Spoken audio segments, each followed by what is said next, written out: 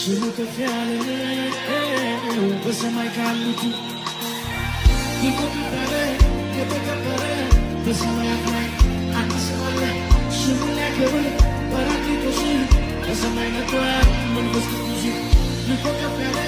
የተከበረ በሰማያት ላይ አንድ ስም አለ ስሙን ሊያከብር ጰራቅሊጦስ በሰማይ መጥቷል መንፈስ ቅዱስ በስሙ ላይ